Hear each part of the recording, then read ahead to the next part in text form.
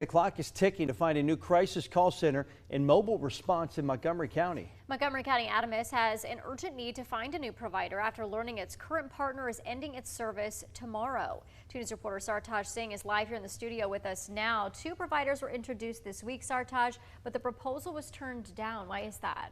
The Board of Trustees just didn't want to make a rush into this decision. They wanted as much information as they can going into tomorrow, where they'll be meeting again at 5:30. Now, many officials attended this meeting wanting to get answers on not only why they're in this situation, but also long-term solutions on how they can avoid it again in the future. All of this started in early May with a letter of termination from Recovery Innovations.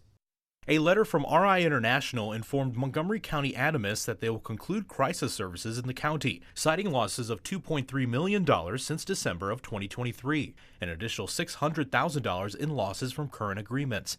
The termination countdown is getting closer, set at midnight on Wednesday, May 22nd. To avoid service interruption, ADAMHS has presented a 7-month proposal with NetCare Access call centers and the D-Coach Recovery Center for their crisis mobile response. It is our recommendation to enter into partnership with these 2 providers to get us through the end of the year.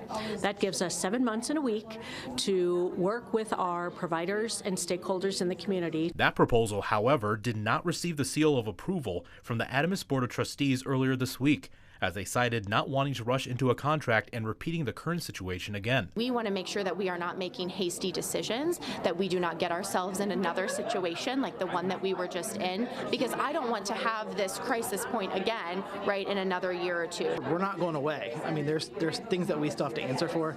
There's things that the board of trustees truly cares about this community, which is why we're asking these questions, which is why we're listening to the community. And a crisis call center worker whose contract will end later this week with RI International due to the termination attended the meeting to let the community know that while she fears she may be out of a job, she is more concerned for the people who may not get the help that they need. They rely on us, and so it's really devastating to people who, for whom we've become that support. All would really like to continue doing the things that we're doing now, but we have been looking for other jobs. And a licensed social worker also shared her perspective as she recounts a story of someone she was helping and was staying at a hospital. But the hospital released them before any outreach can be done. The patient left without a cell phone. The person didn't even know this area. I had to go hunt them down. That's happening too much to our people.